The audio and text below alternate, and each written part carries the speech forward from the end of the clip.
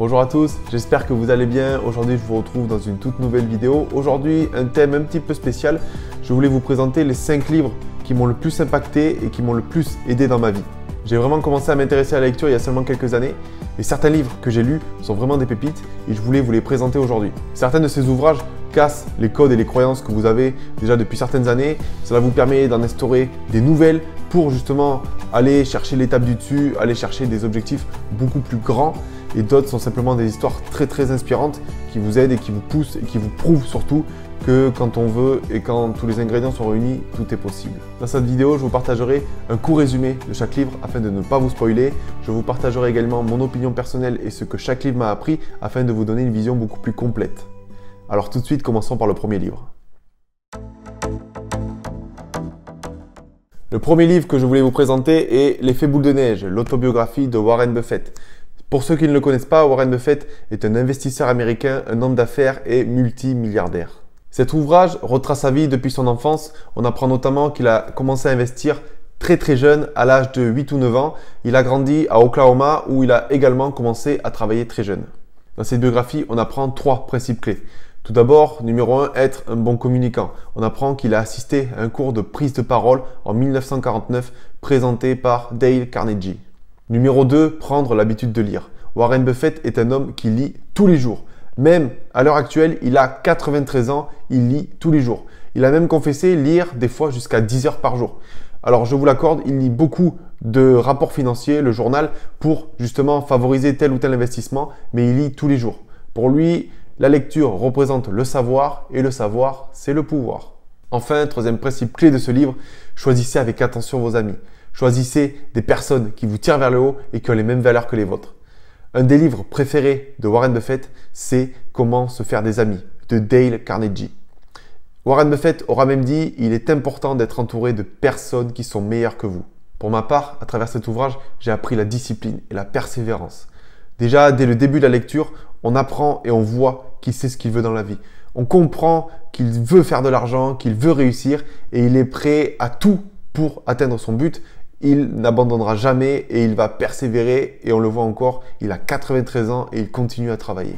Ce qu'il ne faut pas oublier, c'est que à l'époque où il a commencé, Internet n'existait pas et il tirait toutes ces informations des journaux qu'il lisait quotidiennement, ce qui force encore plus le respect pour avoir atteint de tels résultats. Il admettra avoir un regret, c'est justement de ne pas avoir cru à Internet et d'avoir loupé le coche. Mais encore, à l'heure d'aujourd'hui, à 93 ans, comme je l'ai dit, il continue à travailler. Il a la même routine qu'il avait quand il avait 30 ans, même si je suppose, et ce qui est normal, il doit moins en faire, sa continuité force le respect. Voilà pourquoi, pour moi, c'est un de mes livres préférés. La lecture est très facile, même s'il est très long, il fait 970 pages. Cependant, si vous voulez le lire, je vous mettrai le lien où vous pouvez le trouver dans la description. Pour ce deuxième livre, je vous présente mon coup de cœur. C'est un roman de développement personnel qui s'appelle « Il suffit d'une rencontre pour changer de vie ». Ce livre raconte l'histoire d'Eric qui mène une existence tranquille malgré une pointe de lassitude professionnelle. Un jour, tout change, il fait la rencontre de Roger, c'est un inconnu qui dit le connaître. Au fur et à mesure de l'histoire, ils vont se retrouver de plus en plus fréquemment dans un parc. Roger va inciter Eric à faire le point sur sa vie.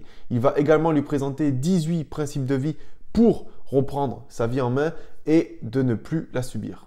Pour ma part, c'est tout simplement le plus beau roman de développement personnel que j'ai pu lire. Son histoire est facile à lire et ses principes présentés sont vraiment impactants. Cela m'a permis d'ailleurs personnellement de me poser des questions sur ma vie et de savoir ce que je voulais réellement. Et aussi une chose très inspirante qui m'a motivé à lire ce livre, c'est l'histoire de son auteur. Je vais me permettre de vous la lire. Elle est notée sur la 4e de couverture. Son auteur s'appelle Anthony Nevo et il s'est lancé dans l'entrepreneuriat à 22 ans en partant totalement de zéro. Aujourd'hui, il est l'un des principaux influenceurs sur le web français dans le domaine de l'entrepreneuriat et du développement personnel avec une chaîne YouTube qui comptabilise 100 000 abonnés. Pour ce troisième livre, je vais vous présenter un grand classique. Il s'agit des 48 lois du pouvoir de Robert Greene. Cet ouvrage va vous apprendre à vous extraire de la masse et à surpasser vos concurrents. Toutes les lois présentées dans cet ouvrage sont tirées d'exemples historiques, ce qui facilite sa compréhension et son intégration. Dans cet ouvrage, on décrypte la subtilité de la nature humaine en évoquant notamment la rivalité, l'ambition, la manipulation ou encore la dissimulation. Pour ma part, j'ai mis longtemps à prendre le temps de lire ce livre parce que déjà sa lecture n'est pas toujours simple et en plus je pense qu'il est très compliqué d'assimiler et de mettre en application les 48 lois. Mais j'ai également trouvé des lois très intéressantes que l'on peut appliquer autant sur le plan privé que sur le plan professionnel. Et j'ai également trouvé que c'était très bien de mettre des exemples historiques sur toutes les lois citées dans cet ouvrage. Cela amène du concret et de la véracité aux propos de l'auteur. En conclusion, ce livre est vraiment une des bases du développement personnel. Je suppose même que pour la plupart d'entre vous, vous deviez déjà en avoir entendu parler. Même si sa lecture n'est pas forcément très simple, je vous conseille fortement de le lire parce que certaines de ces lois peuvent changer certains aspects de votre vie. Attention quand même, je tiens à vous prévenir, ce livre est écrit très petit et il contient 440 pages. Je vais maintenant vous présenter mon livre préféré et sûrement le moins connu. Il fait suite aux 48 lois du pouvoir présentées précédemment. Il s'agit de la 50e loi, toujours écrite par Robert Greene et en association avec le rappeur américain 50 Cent. Ce livre se concentre sur le pire ennemi de l'être humain, la peur. Vous y découvrirez des méthodes simples pour anéantir vos peurs et reprendre le dessus.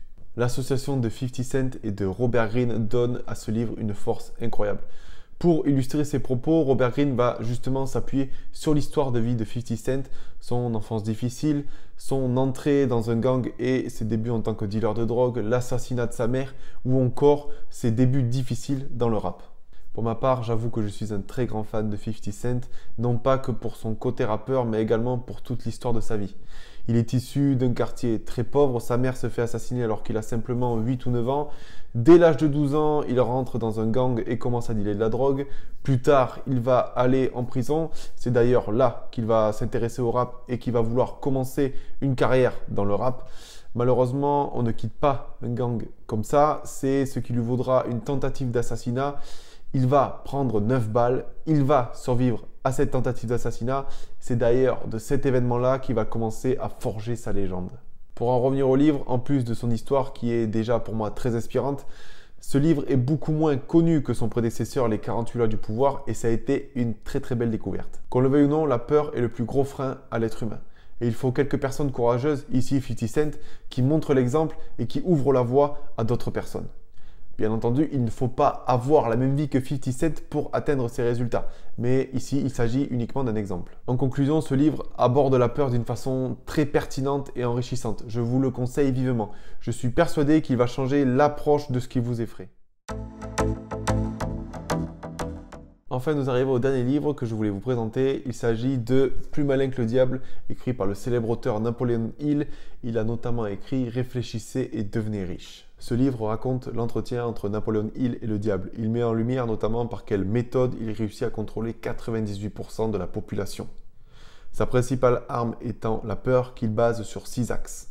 La peur de la pauvreté, la peur de la maladie, de la critique, de la solitude, de la vieillesse et surtout la peur de la mort. Il explique également dans cet entretien comment certaines personnes réussissent à échapper à son contrôle et à franchir tous les obstacles de la vie. Pour ma part, j'ai dévoré ce livre en seulement quelques jours.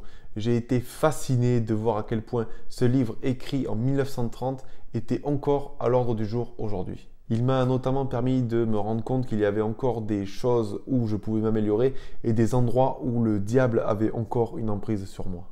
J'étais très dubitatif avant de commencer la lecture parce que j'avais déjà lu Réfléchissez et devenez riche, qui est son livre, je pense, le plus connu. Et je m'attendais ici à quelque chose de beaucoup moins impactant et de beaucoup moins intéressant. Et j'ai été vraiment très surpris car pour moi, il est meilleur que Réfléchissez et devenez riche. Ce qu'on nous apprend ici est une vraie mine d'or quand on réussit à s'identifier à ce qui est dit et surtout à le retransmettre dans sa propre vie. Et voilà, nous arrivons au terme de cette vidéo. J'espère que ce nouveau format vous aura plu.